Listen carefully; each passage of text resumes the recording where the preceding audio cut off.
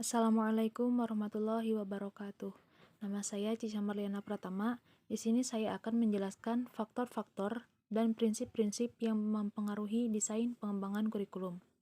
Yang pertama, faktor-faktor yang mempengaruhi desain pengembangan kurikulum. Sebelum masuk ke dalam faktor-faktor yang mempengaruhi desain pengembangan kurikulum, di sini saya akan menjelaskan apa itu desain kurikulum. Desain kurikulum adalah pernyataan yang mengidentifikasi elemen kurikulum, menyatakan hubungan antara elemen-elemen tersebut, dan menyatakan prinsip organisasi dan persyaratan organisasi tersebut, berdasarkan kondisi administratif di mana kurikulum tersebut dilaksanakan. Nah, ada 3 faktor yang mempengaruhi pengembangan kurikulum. Yang pertama, perguruan tinggi. Perguruan tinggi setidaknya memberikan 2 pengaruh terhadap kurikulum sekolah. Kepala madrasah adalah padanan dari school principal, yang tugasnya kesehariannya menjalankan principalship atau kekepala sekolahan. Istilah kekepala sekolahan mengandung makna sebagai segala sesuatu yang berkaitan dengan tugas pokok dan fungsi sebagai kepala sekolah. Nah, penjelasan ini dipandang penting karena terdapat beberapa istilah untuk menyebut jabatan kepala sekolah, seperti administrasi sekolah, pimpinan sekolah, manajer sekolah, dan lain-lain. Nah, yang pertama, dari segi pengembangan ilmu pengetahuan dan teknologi yang dikembangkan di perguruan tinggi umum. Pengetahuan dan teknologi banyak memberikan sumbangan bagi isi kurikulum serta proses pembelajaran. Jenis pengetahuan yang dikembangkan di perguruan tinggi akan mempengaruhi isi pelajaran yang akan dikembangkan dalam kurikulum.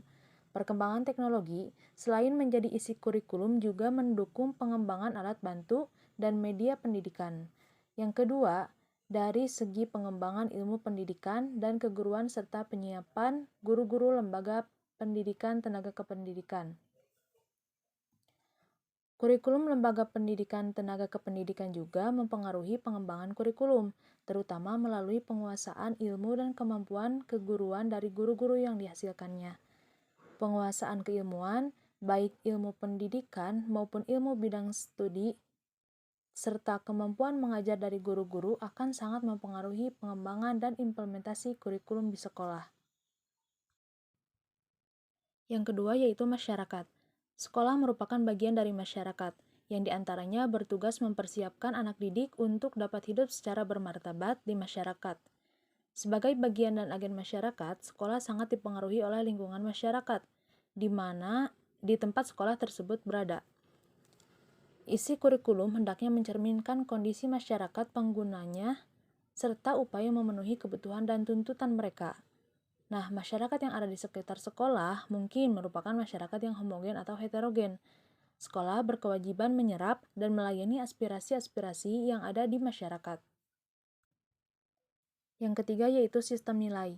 Dalam kehidupan bermasyarakat terdapat sistem nilai, baik nilai moral, keagamaan, sosial, budaya, maupun nilai politis.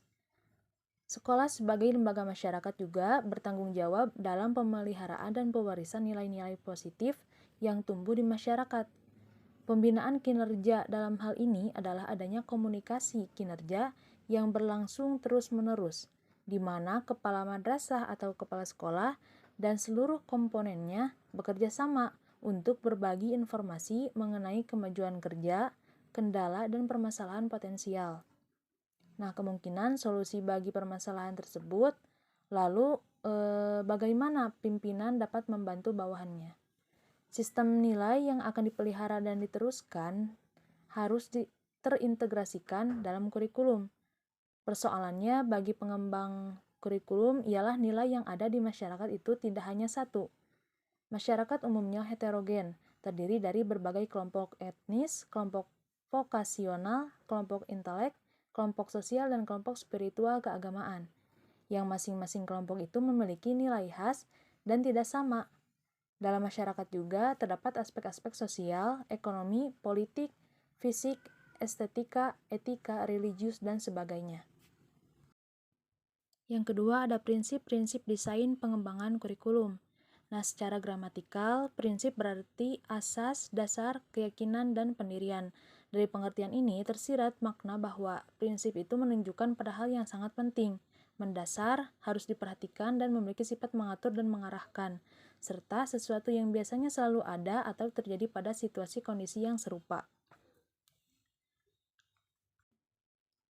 Nah, menurut Fred Percival dan Henry Ellington, pada tahun 1984, Padaham Malik mengemukakan bahwa desain kurikulum adalah pengembangan proses perencanaan, validasi, implementasi, dan evaluasi kurikulum. Dan menurut Nana Sukmadinata, desain kurikulum adalah menyangkut pola pengorganisasian, unsur-unsur atau komponen kurikulum. Nah, ada 7 prinsip desain kurikulum yang dikemukakan oleh Glasgow. Yang pertama yaitu tantangan dan kesenangan. Pembelajar harus menemukan tantangan dan motivasi belajar mereka. Kurikulum harus memberikan aspirasi dan ambisi bagi seluruh siswanya.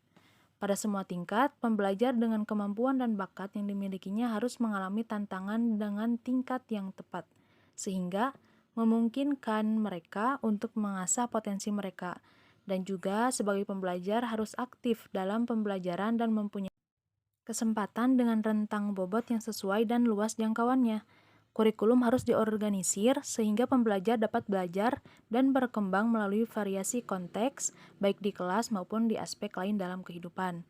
Yang ketiga yaitu kemajuan. Pembelajar harus mengalami kemajuan yang berkelanjutan pada pembelajaran mereka dalam satu kerangka pembelajaran. Yang keempat yaitu kedalaman. Harus ada kesempatan bagi pembelajar untuk mengembangkan kemampuan mereka secara maksimal dalam berbagai tipe cara berpikir dan belajar. Dalam perkembangannya, mereka harus mengembangkan dan mengaplikasikan kekuatan intelektual, menarik elemen lain dari pembelajaran, dan mengeksplorasi dan memperoleh pemahaman yang lebih tinggi. Yang kelima, personalisasi dan pilihan. Kurikulum harus merespon kebutuhan individual dan mensupport bakat tertentu yang dimiliki pembelajar. Kurikulum juga harus memberikan kesempatan yang besar agar pembelajar dapat berlatih untuk menentukan pilihan yang bertanggung jawab. Ketika pembelajar mulai memasuki jenjang sekolah, saat pembelajar memperoleh tingkat pencapaian yang sesuai dari rentang jenjang pendidikan yang luas. Pilihan tersebut harus dibuka sesegera mungkin. Jadi harus ada penjamin yang dapat menjamin bahwa pilihan itu mengarah pada kesuksesan. Selanjutnya yaitu koherensi. Secara keseluruhan, aktivitas pembelajaran pembelajar harus utuh untuk membentuk pengalaman yang berhubungan satu sama lain. Selanjutnya yaitu relevansi. Pembelajar harus memahami tujuan pembelajaran. Mereka harus melihat nilai dari pelajaran yang mereka pelajari dan relevansi pelajaran tersebut dalam hidup mereka itu apa untuk saat ini dan masa depan. Nah, menurut Saylor, ada 8 prinsip yang menjadi acuan dalam desain kurikulum. Yang pertama yaitu desain kurikulum harus memudahkan dan mendorong seleksi serta pengembangan semua jenis pengalaman belajar yang esensial bagi pencapaian prestasi belajar sesuai dengan hasil yang diharapkan.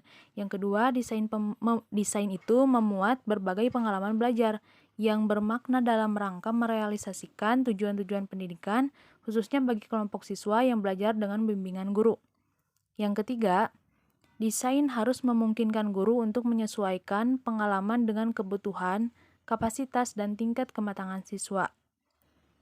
Yang keempat, desain harus memungkinkan dan menyediakan peluang bagi guru untuk menggunakan prinsip-prinsip belajar dan memilih, membimbing, dan mengembangkan berbagai kegiatan belajar di sekolah.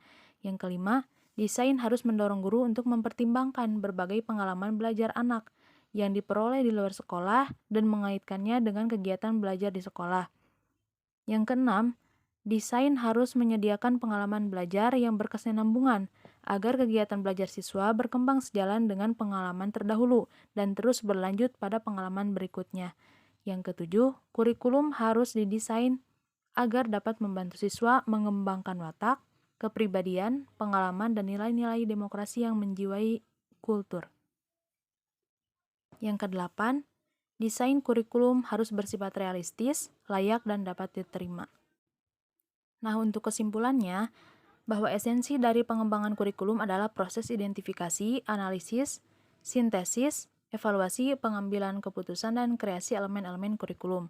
Agar dalam proses pengembangan desain kurikulum bisa berjalan secara efektif dan efisien, maka pengembang kurikulum harus memperhatikan prinsip-prinsip dan faktor-faktor pengembangan desain kurikulum.